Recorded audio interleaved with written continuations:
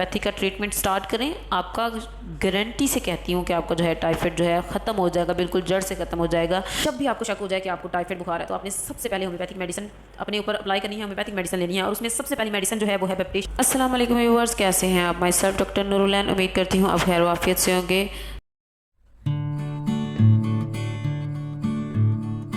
So viewers, पिछली video में जो है मैंने सादा बुखार की डिस्कशन की थी। इस वीडियो में मैं आपसे टाइफाइड फीवर की डिस्कशन करने वाली हूँ। हमारा आज का टॉपिक जो है वो है typhoid fever.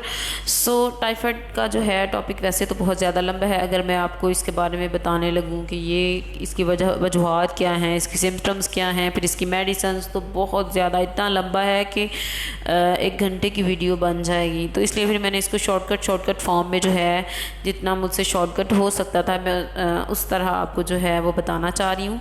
So viewers, overall जो है ये एक जो होता है ना फीवर, इसकी ये एक मियादी बुखार इसको कहते हैं। मतलब इसकी मियाद होती है 21 दिन की मियाद होती है और हम लोग जो है होम्योपैथिक में 21 दिन से भी कम की मियाद जो है वो मुकर्रर करते हैं, क्योंकि 21 दिन तो बहुत ज़्यादा हो जाते हैं और फिर 21 दिन में बहुत ज़्यादा मसला जो है वो पेशेंट का ख़राब हो जाता है। ठीक है, तो 21 दिन की हम इसकी जो है 21 दिन से कम की हम इसकी मियाद मुकर्रर करते हैं। इसमें जो है कुछ सिम्टम्स जो हैं वो नुमायाँ हो जाती हैं। बुखार तो इसमें कम नहीं होता, पेशेंट को बहुत ज़्यादा सर्दी के साथ बुखार लगता है और बुखार जो होता है वो कम होने का नाम नहीं लेता और उसके साथ पेशेंट को अंतड़ियों में स्वेलिंग हो जाती है। उसकी जो पेट की अंतड़ियाँ हैं ना उसमें स्वेलिंग हो जाती है और फिर बाकायदा से बाहर से पता चलता है कि अंदर स्वेलिंग हुई हुई है और पेट में दर्द हो रहता है। और हल्का सा भी अगर वो पेशेंट अपने पेट को ऐसे टच करेगा ना तो उसको बहुत ज़्यादा पेन होगी और उसके बाद उसको जो मोशन होंगे और उल्टियाँ होंगी, वो ऐसे ही कुछ भी खाए पिएगा तो उसको मोशन आ जाएगा और बहुत ज़्यादा बदबूदार स्मेली उसको मोशन आएगा और वॉमिटिंग भी जो होगी उसकी बहुत ज़्यादा बदबूदार और बहुत ज़्यादा स्मेली होगी। ठीक है व्यूअर्स, इसके जो हैं स्टेज अगर मैं आपको बताने लगूं तो भी बहुत ज़्यादा लंबा टॉपिक हो जाएगा। तो चले इसके जो हैं सिंपल से सिचुएशंस मैंने आपको बताई हैं। उसके बाद अगर फ़ीवर वैसे भी 10 से 12 डेज़ तक आपका फ़ीवर नहीं जा रहा तो आपको टाइफाइड का टेस्ट करवाना चाहिए। आप टाइफाइड का टेस्ट करवाएं तो अगर आपको टाइफाइड फ़ीवर होगा तो उसमें ज़ाहिर सी बात है पॉजिटिव आएगा, तो आप फ़ौरन से जो है अपना स्टार्टिंग से ही होम्योपैथी का ट्रीटमेंट स्टार्ट करें। आपका गारंटी से कहती हूँ कि आपका जो है टाइफाइड जो है ख़त्म हो जाएगा, बिल्कुल जड़ से ख़त्म हो जाएगा। मगर मेरे पास ऐसे पेशेंट्स आते हैं जो सालों से अपना बुखार लिए घूम रहे हैं, अपना टाइफाइड लिए घूम रहे हैं, इतना पुराना हो गया है कि अब तो मतलब उसको इस दवाई से भी कोई फ़र्क नहीं पड़ता। तो अगर आपको टाइफाइड बुखार होता है तो डायरेक्ट आप अपनी कोई भी दवाई उल्टी पुल्टी खाने की बजाय होम्योपैथिक डॉक्टर्स के पास जाएँ, होम्योपैथिक कोई अच्छा डॉक्टर चुनें और उसके पास जाएं और अपना ट्रीटमेंट करवाएं। स्टार्टिंग से होम्योपैथिक जो है मेडिसिन टाइफाइड में बहुत ज़्यादा कारगर साबित होती है और मैं अपने तजुर्बे से आपको बोल रही हूँ कि अगर आप स्टार्टिंग में जाएंगे तो आपका जो है इलाज बहुत अच्छे से होगा।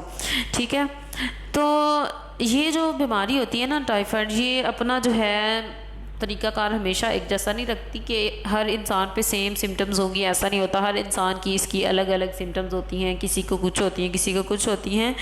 बल्कि तो हमारे पास कुछ ऐसे खौफनाक केसेस देखने को मिलते हैं अंदर अजीब सी सिम्टम्स पैदा हुई होती हैं। अभी मेरे पास परसों एक पेशेंट आई है तो उसको तकरीबन 1.5 साल पहले टाइफाइड बुखार हुआ है और उसका टाइफाइड बुखार जो है वो इस कदर ख़तरनाक किस्म की शक्ल इख्तियार कर चुका है कि वो मैं आपको बता नहीं सकती। अब उसको हॉस्पिटल्स में एडमिशन भी नहीं मिल रहा, उसको डॉक्टर्स एडमिट भी नहीं कर रहे हॉस्पिटल्स में कि उसके अंदर अंतड़ियों में इतनी ज़्यादा स्वेलिंग हो गई है कि आई थिंक कि उसका जो है लास्ट स्टेज आ चुका है। तो अब उसको जो डॉक्टर्स हैं वो एडमिट भी नहीं कर रहे। उसने अपना बहुत ट्रीटमेंट करवाया, अब उसकी अंतड़ियों में इतनी स्वेलिंग है कि उससे कुछ खाया नहीं जाता, उसका सारा मुंह पका हुआ है, उसके मैदे में दर्द होती है, उसके पेट में दर्द होती है, वो जो खाती है उसको मोशन आ जाता है या उसको वॉमिटिंग आ जाती है। तो अब तो उससे चला भी नहीं जाता, मतलब एक कदम भी वो अपने पैरों पे खड़ी नहीं हो सकती, उसकी हड्डियां काम नहीं करती, उसके सर में हर वक्त दर्द रहता है। उसको और भी बहुत ज़्यादा सिम्टम्स हैं जो कि उसने मुझे बताई हैं और मैं देख के हैरान रह गई हूँ कि टाइफाइड बुखार को आप इतनी दूर तक कैसे ले आई हैं कि टाइफाइड बुखार ने इतनी ख़तरनाक शक्ल इख्तियार कर ली है। तो अपना ध्यान रखें और कोई भी मसला हो आप फ़ौरन से मेरा मशवरा ये है कि कोई भी आपको इस तरह का मसला हो ना, आप होम्योपैथिक इलाज स्टार्टिंग से करवाया करें, बहुत ही अच्छा जो है इलाज है।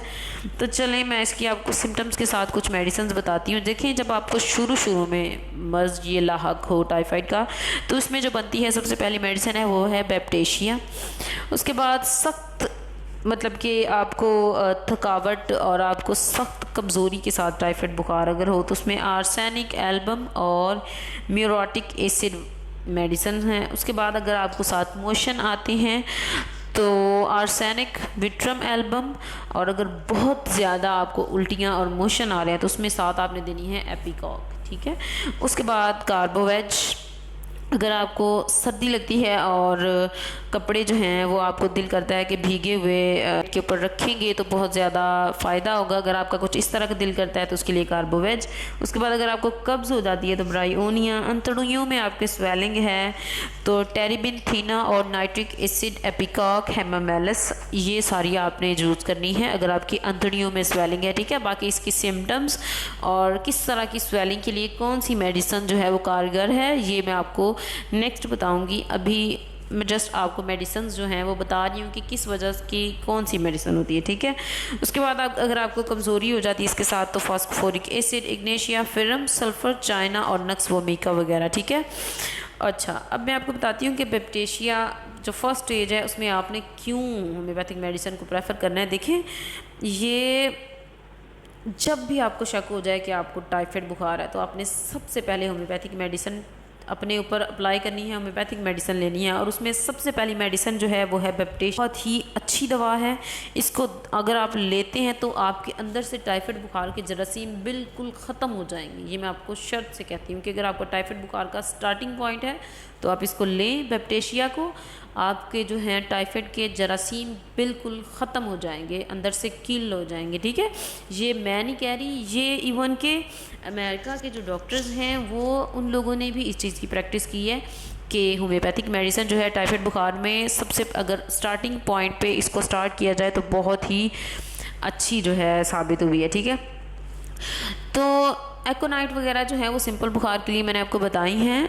ये है बैप्टेशिया जो है वो टाइफाइड में है। इवन लंदन के डॉक्टर हैं बाइनर, उन्होंने पूरे तजर्बे की बिना पर जो कहा है कि होम्योपैथिक मेडिसिन जो है उससे टाइफाइड बुखार का 100% इलाज किया जा सकता है, ठीक है।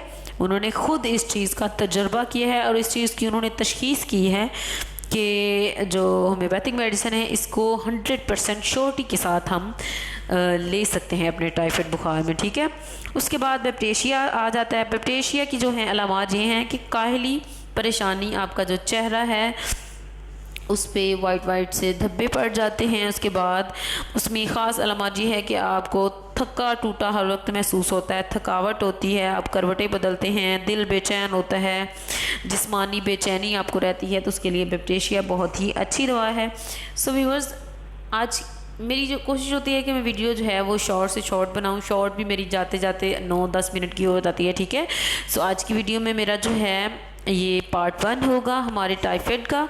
सो इंशाल्लाह पार्ट 2 में मैं आपको जो ये सारी मेडिसिन है इनकी सारी एक्सप्लेनेशन बताऊंगी कि कौन सी मेडिसिन किस अलामात की बेस पे आप यूज़ कर सकते हैं, ठीक है। तो मिलते हैं नेक्स्ट वीडियो में, दुआओं में याद रखिएगा, चैनल को सब्सक्राइब करें, वीडियो को लाइक कर दें। मिलते हैं नेक्स्ट वीडियो में, अल्लाह हाफिज़।